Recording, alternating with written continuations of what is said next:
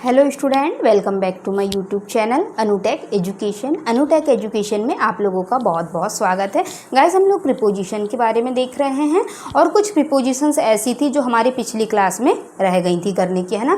तो बाकी तो सारे प्रीपोजिशन के बारे में हम लोग वैसे भी बात कर चुके हैं, लेकिन कुछ छोटे छोटे सेंटेंसों या छोटी क्लासों के लिए कुछ प्रीपोजिशंस ऐसी हैं जो एग्जाम में पूछी जाती हैं, तो हम उनकी भी बातें कर लेते हैं। ये सारी प्रीपोजिशंस 12th तक भी आती हैं और हमने जो पिछली प्रीपोजिशन की बात की था वो कंपटीशन लेवल और स्कूल लेवल दोनों के लिए यूज़फुल थी। ठीक है, तो चलिए आज की क्लास को हम लोग आगे बढ़ाते हैं और देखते हैं आज किस चीज़ का प्रयोग कर रहे हैं हम लोग। ठीक है, प्रीपोजिशन में हमने टू के बारे में पहले बात कर चुकी थी कि टू का प्रयोग कहाँ किया जाता है। ठीक है, टू का प्रयोग डायरेक्शन बताने के लिए किया जाता है और हमने पिछली क्लास में ये भी देखा था कि टू का प्रयोग किसी फिक्स चीज़ के लिए या फिक्स प्रीपोजिशन के साथ किया जाता है। ठीक है, फिक्स प्रीपोजिशंस मतलब सीनियर, जूनियर, प्रायर, इंपीरियर, है ना।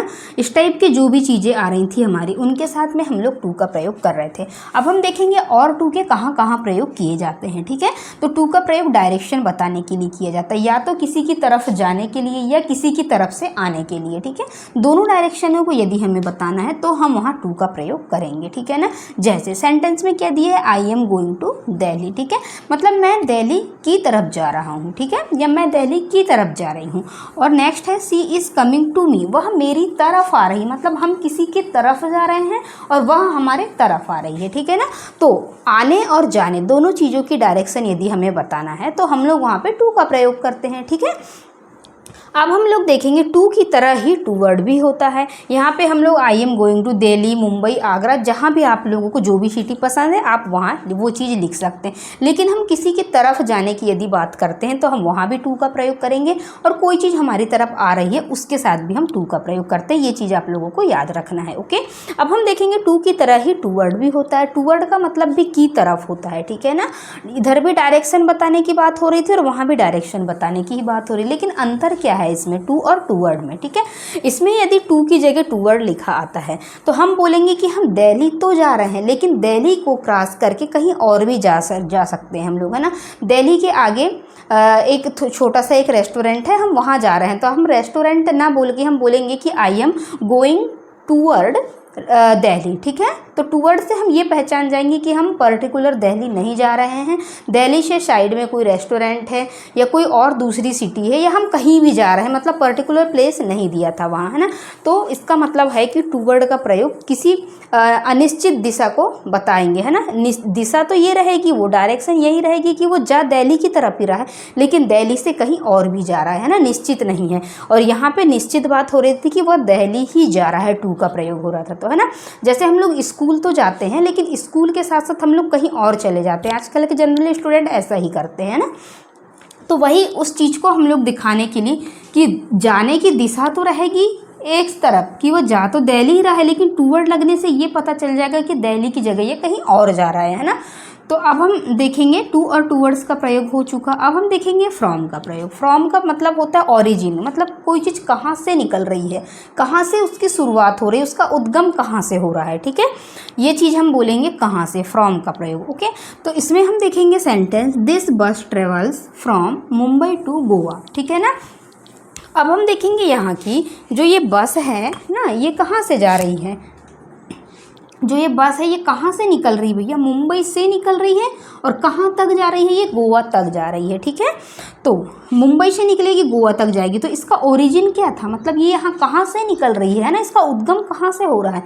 ये बस बन ही रही है मुंबई से जाने के लिए और मुंबई से सिर्फ ये गोवा तक जाएगी। ठीक है ना, तो उस कंडीशन में भी हम लोग फ्रॉम का प्रयोग करेंगे। ठीक है, मुंबई टू गोवा, यहाँ तो एक डायरेक्शन दिखा दिया इसलिए मुंबई से गोवा की तरफ जा रही है, लेकिन ये बन कहाँ रही है, ये बस शुरुआत कहाँ से हो रही है बस की, मुंबई से, है ना। तो इसीलिए मुंबई से पहले हमने क्या लगा दिया, फ्रॉम का प्रयोग किया। ठीक है, तो आई थिंक आपको समझ में आ रहा होगा मैं क्या चीज़ें आप लोगों को बताने वाली हूँ।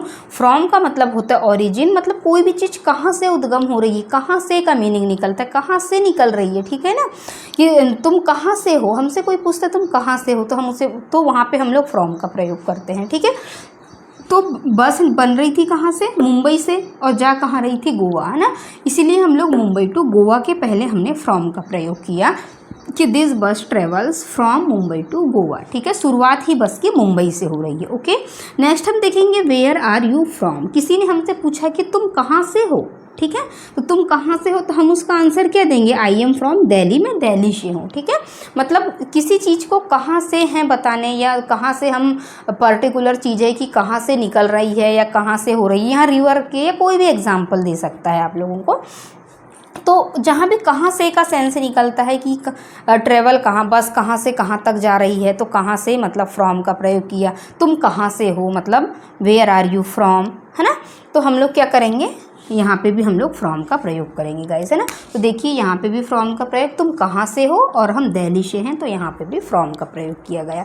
तो मुझे लगता है आपको टू वर्ड और फ्रॉम का प्रयोग समझ में आ गया होगा कि टू का प्रयोग डायरेक्शन बताने के लिए किया जाता है। कोई चीज़ कहीं से जा रही है या कहीं से आ रही है, ठीक है ना। हम कहीं जा रहे हैं और हमारी तरफ यदि कोई चीज़ आ रही है तो हम उसे बताने के लिए टू का प्रयोग करेंगे। ठीक है, I am going to Delhi, मैं दिल्ली जा रहा हूँ, और she is coming to me, वह मेरी तरफ आ रही है। ठीक है ना, तो इसमें टू का प्रयोग किया। लेकिन टू वर्ड का प्रयोग कहाँ किया जाएगा, इसका भी मतलब टू की तरह ही होता है इसका भी प्रयोग, लेकिन इसमें सिर्फ अंतर इतना आता है गाइस कि हम निश्चित नहीं कह सकते कि टू वर्ड, हम यहाँ बोलेंगे आई एम गोइंग टू लगा है तो दिल्ली फिक्स बता रहे हैं, लेकिन यहाँ पे फिक्स नहीं होगा। हम दिल्ली की तरफ तो जा रहे हैं लेकिन हम वहाँ से इधर उधर कहीं भी चले जाएंगे। ठीक है ना। और फ्रॉम में क्या होता है, किसी चीज़ का ओरिजिन बताया जाता है, जैसे बस कहाँ से निकलेगी और कहाँ तक जाएगी। जैसे मुंबई से निकलेगी गोवा तक जाएगी। वेयर आर यू फ्रॉम, तुम कहाँ से हो, तो आई एम फ्रॉम दिल्ली, मैं दिल्ली से हूँ। ठीक है, इस टाइप से हम लोग इन 3 प्रीपोजिशंस का प्रयोग करेंगे। ठीक है ना। अब हम कुछ और प्रीपोजिशंस देखते हैं। अब हम लोग बात करते हैं ओवर की। ओवर मतलब होता है ऊपर। ठीक है, हम ज़मीन पे हैं, यदि हमारे ऊपर से कोई बर्ड जा रही है, ठीक है, ऊपर से कोई भी बर्ड जाती है ऊपर स्काई में, जो भी चीज़ है और हमारे ऊपर से जा रही है, ठीक है, उड़ रही है, तो वो ऊपर की चीज़ों को हमें दिखाने के लिए हम ओवर का प्रयोग करते हैं। गाइज मैं आप लोगों को इतने सटीक टाइप से बता रही हूँ, बहुत आसान तरीके से बताने की कोशिश कर रही हूँ हिंदी में, ताकि आप लोगों को जल्दी समझ में जाए। ठीक है, तो ओवर का मतलब होता है ऊपर। ये आप खड़े हैं और आपके ऊपर से ये चिड़िया जा रही हैं, उड़ रही हैं। ठीक है, तो जैसे ये चिड़िया उड़ रही हैं तो हम इसे क्या बोलेंगे, ओवर। ठीक है ना। तो ओवर का प्रयोग और एक तरह से किया जाता है कि यदि आप लोग देखेंगे कि आपके ऊपर से यदि चिड़िया जा रही है तो उसको तो आप लोग ओवर की कंडीशन बोलेंगे। ठीक है, लेकिन यदि आपने किसी चीज़ को कवर करके रखा है या किसी चीज़ को ढक के रखा है तो उस कंडीशन में भी आप लोग ओवर का प्रयोग करेंगे। ठीक है, जैसे आपने अपने कानों को दोनों हाथ से ढक रखा है, ठीक है, तो आपको किसी की बात सुनना नहीं है तो आपने अपने कानों को दोनों तरफ से ढक के रख लिया है, तो उस कंडीशन में भी हम लोग ओवर का प्रयोग करेंगे। ठीक है ना। यदि हमने किसी ब्लैंकेट को पूरा ओढ़ के रख लिया है अपनी बॉडी में, ठीक है, मैं अभी ब्लैंकेट नहीं तो मैं आप लोगों को ओढ़ कर दिखाती कि, ठीक है ना, तो क्या होगा कि यदि किसी ब्लैंकेट को आप लोग पूरा बॉडी में ओढ़ लेते हैं, ठीक है, तो उसमें भी हम लोग ओवर का प्रयोग करते हैं। ठीक है ना। तो देखते हैं ओवर के कुछ प्रयोगों को कि कहाँ कहाँ ओवर का यूज़ किया जाता है, और इनके कुछ सेंटेंसेस देखते हैं हम लोग। ठीक है, दिया है सेंटेंस कि a beautiful white bird is flying over the lake. एक ब्यूटीफुल सुंदर सी वाइट बर्ड है, सफ़ेद कलर की चिड़िया, वो किसके ऊपर से फ्लाइंग कर रही है, उड़ रही है, ओवर द लेक, है ना, लेक के ऊपर से उड़ रही है वो। ठीक है ना। तो यहाँ पे भी हम लोगों ने ओवर का प्रयोग किया। जैसे ये आप हैं, आपके ऊपर से चिड़िया उड़ रही है, उसी प्रकार यहाँ एक लेक है और लेक के ऊपर से एक बहुत सुंदर सी ब्यूटीफुल सी वाइट बर्ड उड़ रही है। ठीक है, तो हम लोग क्या करेंगे, वहाँ पर भी हम लोग ओवर का प्रयोग करेंगे। ठीक है, नेक्स्ट है I put my hands over my years. ठीक है, मैंने अपने हैंड्स को से क्या किया है, अपने ईयर को क्या किया है, ओवर करके रखा है, मतलब ढक के रख लिया है। ठीक है, ये हुआ हमारा कि हमने अपने कानों को ढक के रखा है। ठीक है, क्योंकि हमें किसी की बात सुनना नहीं है, इसीलिए हमने अपने कानों को ढक लिया है, तो उस कंडीशन में भी हम लोग ओवर का प्रयोग करेंगे, किसी भी चीज़ को ढक लेना पूरी तरीके से। ठीक है, नेक्स्ट है he put the blanket over his body, मतलब किसी भी चीज़ को पूरी तरीके से ढक लेना। जैसे हमने देखा यहाँ पे कि ब्लैंकेट से हमने अपनी बॉडी को ढका, तो उस कंडीशन में भी हम लोग ओवर का प्रयोग करेंगे, है ना। तो ओवर के ये प्रयोग होते हैं कि जैसे किसी के ऊपर से उड़ना, है ना, फ्लाइंग, या ऊपर से किसी चीज़ का फ्लाई होना, उसे में भी हम लोग ओवर का प्रयोग करेंगे। जैसे हम अपने हैंड्स को हमने क्या किए हैं, अपने कानों को अपने हाथों से ढक लिया है, तो उस कंडीशन में भी हम लोग ओवर का प्रयोग करेंगे। और he put the blanket over his body, हमने ब्लैंकेट को भी अपनी बॉडी में ढक लिया है, तो उस कंडीशन में भी हम लोग ओवर का प्रयोग करेंगे गाइस, है ना। देखते हैं और अगली प्रीपोजिशन। तो आई थिंक आपको ओवर के प्रयोग समझ में आया होगा कि जनरली इसका प्रयोग तो ऊपर की चीज़ों को दिखाने के लिए किया जाता है, लेकिन हम लोग इसका प्रयोग किसी चीज़ को पूरी तरीके से ढकने के लिए भी करते हैं, ठीक है। अब हम लोग एबव में कुछ डिफरेंस देख लेते हैं कि एबव का प्रयोग और ओवर का प्रयोग कहाँ कहाँ किया जाता है। अभी हमने देखा गया इसकी ओवर का प्रयोग ऊंची चीज़ों को बताने के लिए कर रहे थे, लेकिन सिर्फ हाई लेवल की चीज़ों को बताने के लिए कर रहे थे, ठीक है। लेकिन एबव का जो प्रयोग है वो बहुत ज़्यादा ऊंचाई को दिखाना है हमें, ठीक है। बहुत ज़्यादा हाई लेवल की चीज़ें, जैसे बादलों में कोई चीज़ चल रही है, ठीक है, या बादल हमारे बहुत ज़्यादा ऊपर 2-3 मंजिल की बिल्डिंग है और उससे बहुत ज़्यादा ऊंचाई को हमको दिखाना है ना, तो उस यानी किसी भी प्रकार का कोई टच ना हो, किसी प्रकार का उसको हम छू ना सकें, इस टाइप की यदि चीज़ों को हमको दिखाना है तो वहाँ हम एबव का प्रयोग करते हैं। जैसे ओवर में क्या हो रहा था कि हमारे सर के ऊपर से जस्ट उड़ रही थी, है ना, बर्ड, लेकिन यहाँ पे क्या होगा, उससे भी ज़्यादा ऊंचाई, मतलब हायर लेवल की चीज़ दिखाने के लिए हम लोग एबव का प्रयोग करते हैं, और हाई लेवल की चीज़ दिखाने के लिए, मतलब ऊंची चीज़ों को दिखाने के लिए हम लोग यहाँ ओवर का प्रयोग कर रहे थे। इन दोनों में सिर्फ इतना ही अंतर है कि ओवर का प्रयोग भी ऊंची चीज़ों को दिखाने के लिए किया जाता है और एबव का प्रयोग उससे भी ज़्यादा ऊंचाई की चीज़ों को दिखाने के लिए किया जाता है, ठीक है ना। एक सेंटेंस देखते हैं हम, can you raise your hand above your hand, ठीक है ना। हमने अपने हाथों को उठाया, किससे उठाया, हमने अपने जो हैंड है उनको हमने अपनी हेड से ऊपर उठा लिया इस पोजीशन में, ठीक है। तो हम लोगों ने क्या किया, हाथ तो हमारे पहले भी उठ रहे थे ओवर का प्रयोग जब हम देख रहे थे, तो ओवर के प्रयोग में भी हमने अपने कानों को ढक के रखा था, लेकिन वो सिर्फ कानों के लेवल तक ही ढके हुए थे हमारे, है ना।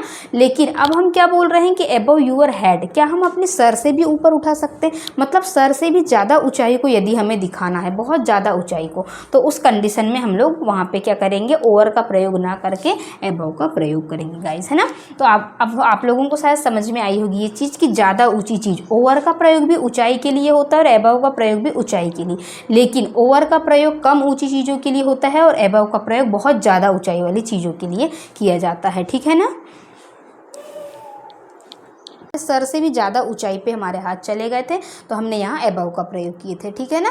तो आई थिंक आपको दोनों चीज़ें में अंतर समझ में आ गया होगा, ओवर और एबव में, है ना। उसी के जस्ट उल्टा होता है अंडर और बिलो का प्रयोग, ठीक है। उसको अब हम लोग देख लेते हैं, अंडर और बिलो का प्रयोग, ठीक है गाइज। अब हम लोग अंडर और बिलो के बारे में देखेंगे, ठीक है। अंडर और बिलो जस्ट ओवर और एबव का अपोजिट होता है, ठीक है ना। जैसे हम लोग देख रहे थे कि कोई भी चीज़ ओवर में ऊपर की बात हो रही थी, तो उसी प्रकार अंडर में कोई भी चीज़ नीचे की बात होगी। जैसे ओवर जस्ट अपोजिट अंडर होता है और एबव का जस्ट अपोजिट बिलो होता है, ठीक है ना।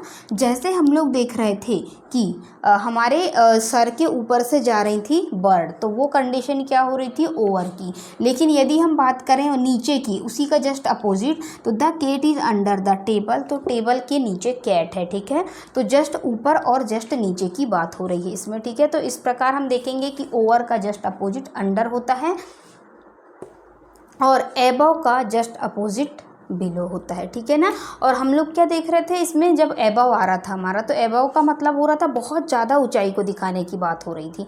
तो यहाँ पे जब हम बात करेंगे तो थोड़े से कम नीचे की बात होगी इसमें, है ना। जैसे एक दीवार में पेंटिंग लगी हुई है और पेंटिंग है, उसके नीचे एक बॉक्स रखा हुआ है, जस्ट नीचे है, ऊपर पेंटिंग है दीवार में और उसके नीचे एक बॉक्स रखा हुआ है, ठीक है। तो वो बॉक्स को हमें दिखाना है, मतलब कम नीचे की बात होगी उससे, है ना। उसमें क्या हो रहा था, एबव में बहुत ज़्यादा ऊंचाई की बात हो रही थी, हायर, और इसमें क्या होगा, नीचे की तो बात होगी लेकिन किसकी होगी, कम नीचे की बात, है ना। ये बिल्ली एकदम ग्राउंड पे बैठी हुई है, टेबल से जस्ट नीचे, इसीलिए हम इसके साथ अंडर का प्रयोग करेंगे। लेकिन यदि कोई पेंटिंग है और पेंटिंग के नीचे यदि कोई बॉक्स है, ठीक है, या कुछ भी चीज़ रखी हुई, तो उस कंडीशन को हमें दिखाना है तो वहाँ हम बिलो का प्रयोग करेंगे, ठीक है। लेकिन ये एक दूसरे के, अगर ये अंडर की जगह बिलो और बिलो की जगह अंडर आ जाता है, यदि अगर एक ही ऑप्शन दिया है हमारे पास तो उस कंडीशन में, ठीक है ना। यदि हमारे एग्ज़ाम में अंडर नहीं दिया है, बिलो दिया है, तो हम उसका भी प्रयोग कर सकते हैं, इसमें ज़्यादा कोई प्रॉब्लम वाली बात नहीं है। लेकिन यदि ऐसा कुछ दिया होता है कि पेंटिंग है या कोई भी चीज़ दीवार पर अटकी हुई है ना, तो वहाँ उससे थोड़े नीचे की चीज़ दिखाना है हमें, तो उसको हमें दिखाना है, तो उस कंडीशन में हम लोग बिलो का प्रयोग करेंगे, ठीक है ना। आई होप आप लोगों को समझ में आया होगा। अंडर और बिलो का कॉन्सेप्ट कुछ भी नहीं है गाइज, बस हमें ये देखना है कि ये एबव और ओवर के जस्ट अपोजिट होते हैं, बस हो गया। तो चलिए अब हम लोग बिटवीन और एमंग के बारे में देख लेते हैं ना, कि बिटवीन का प्रयोग कहाँ किया जाता है और एमंग का प्रयोग कहाँ किया जाता है। ठीक है, चलिए देखते हैं। बिटवीन दो से ज़्यादा, बिटवीन का प्रयोग दो वस्तुओं के बीच में बताने के लिए किया जाता है हमें, और एमंग का प्रयोग दो से ज़्यादा वस्तुओं के बीच में, है ना, व्यक्ति या वस्तुओं का बीच में होना। ठीक है, देखते हैं हम लोग। जैसे देखिए यहाँ पे दो रेड बॉक्स हैं ये और एक ब्लैक बॉक्स है, तो हमें बताना है ये जो ब्लैक बॉक्स है ये दो रेड बॉक्स के बीच में है। ठीक है ना, तो रेड बॉक्स के बीच में बताने के लिए हम लोग किसका प्रयोग करेंगे गाइज? बिटवीन का प्रयोग करेंगे। The black box is between red box. ठीक है, ब्लैक बॉक्स कहाँ है? बिटवीन मतलब बीच में, किसके बीच में है? दो रेड बॉक्सों के, मतलब रेड बॉक्स के बीच में है। तो किसी भी बीच की चीज़ें दो के बीच में बताने के लिए हमें बिटवीन का प्रयोग करना पड़ता है, और एमंग का प्रयोग बहुत सारे के बीच में करने के लिए। देखिए ये गर्ल है, बहुत सारे बॉक्स हैं और उन बॉक्सों के बीच में एक गर्ल बैठी है, तो बहुत सारे के बीच में यदि हमें किसी चीज़ को बताना है तो हम एमंग का प्रयोग करेंगे। ठीक है ना, आई होप आपको समझ में आया होगा कि दो के बीच में बताना है तो बिटवीन, और बहुत सारे के बीच में यदि हमें बताना है तो वहां पे हम लोग काय का प्रयोग करेंगे गाइस? एमंग का प्रयोग करेंगे, है ना। तो she is sitting among the boxes, ये कहाँ बैठी है लड़की? बॉक्स के बिल्कुल बीच में बैठी है ना। तो यहाँ ये इसका बीच बताने के लिए, ज़्यादा लोगों के बीच में बताने के लिए हमें एमंग को सेलेक्ट करना है, और यदि दो लोगों की बात हो रही है या कम चीज़ों की बात हो रही है दो के बीच की बताने की, तो हम लोग वहाँ पे क्या करेंगे गाइस? वहाँ पे हम लोग बिटवीन का प्रयोग करेंगे। ठीक है ना, ये डायग्राम से आपको समझ में आ रहा होगा कि सी इज सिटिंग, ये लड़की बैठी है बहुत सारे बॉक्सों के बीच में। ठीक है ना, अब मीनिंग दोनों का बीच में होता है, इसका भी बीच बताने के लिए होता है, इसका भी बीच बताने, पर ये दो के बीच में और ये बहुत सारे के बीच में। ठीक है ना, समझ में आ गया होगा आप लोगों को। आप बहुत स्मार्ट है, बहुत आसान सा कॉन्सेप्ट था। अब अगला देखते हैं हम लोग। अब हम लोग इन फ्रंट ऑफ और बिहाइंड का कॉन्सेप्ट देख लेते हैं। ठीक है ना, हम लोग ओवरव्यू देख लेते हैं गाइस, ऊपर का, उसके बाद में आप लोगों को तो पता ही है कैसे करना है ना। तो हमें कोई भी एग्ज़ाम में दे दे, यदि सेंटेंस दिया हुआ था ना, किसी भी एग्जाम में यदि हमें सेंटेंस बना के दिया होता है तो हमें समझ में आ जाना चाहिए कि इन फ्रंट ऑफ का हिंदी मीनिंग क्या होता है, के सामने, और बिहाइंड का मतलब होता है पीछे। ठीक है ना, तो अब हम देखेंगे इसमें कि कोई हमसे कह रहा है कि वह मेरे घर के सामने रहती है, तो के सामने रहने के लिए हम लोग इन फ्रंट ऑफ का मतलब होता है के सामने और बिहाइंड का मतलब होता है के पीछे। ठीक है, तो यदि हमें अपने घर के सामने बताना है किसी को तो वहाँ हम लोग काय का प्रयोग करेंगे? इन फ्रंट ऑफ का। ठीक है, और यदि हमें किसी को अपने घर के पीछे बताना है तो वहाँ हम प्रयोग करेंगे बिहाइंड का। ठीक है ना, तो देखते हैं हम लोग। She lives in front of my house, वह मेरे घर के सामने रहती है। ठीक है, या ये एक बॉक्स है, बॉक्स के सामने क्या है? एक बॉल रखी हुई है, तो हम लोग बोलेंगे कि ये बॉल कहाँ है? इसके सामने रखी हुई है, बॉक्स के सामने, तो इन फ्रंट ऑफ में रखी हुई है, मतलब बॉक्स के सामने रखी हुई है। ठीक है, उसी प्रकार अगर हम बिहाइंड की बात करें तो यदि हम इसी बॉल को इसके बॉक्स के पीछे कर देते हैं, ठीक है ना, या आपके पीछे क्या है देखना जरा, ऐसे बोलते हैं ना हम लोग, अरे देखना आपके पीछे क्या है, मेरे पीछे कौन खड़ा है ना, इस टाइप के जब हम सेंटेंस बोलते हैं तो उस कंडीशन में हम लोग के पीछे, मतलब पीछे की बात हो रही है हमारे, तो वहाँ हम लोग बिहाइंड का प्रयोग करते हैं। ठीक है ना, बहुत सिंपल है। इन फ्रंट ऑफ का मीनिंग निकलता है के सामने, मतलब हमारे सामने की पोजीशन दिखाना है हमें, और बिहाइंड का मतलब होता है पीछे, तो हमारे पीछे की पोजीशन दिखाना है हमें। ठीक है ना, तो गाइस आई होप आप लोगों को आज की क्लास पसंद आई होगी, है ना। आज हम लोगों ने सारे प्रीपोजिशंस के जो छोटे छोटे मीनिंग्स वाली थी उन सभी को हम लोग कंप्लीट कर चुके हैं। अब हम मिलते हैं अगली क्लास में, है ना, नए टॉपिक नए कॉन्सेप्ट के साथ में, और देखते हैं प्रीपोजिशन में और क्या क्या चीज़ रह गई है। ठीक है ना, तो ठीक है, और हम इसके बाद में कुछ प्रैक्टिस क्वेश्चन भी करेंगे। तब तक के लिए ओके, बाय।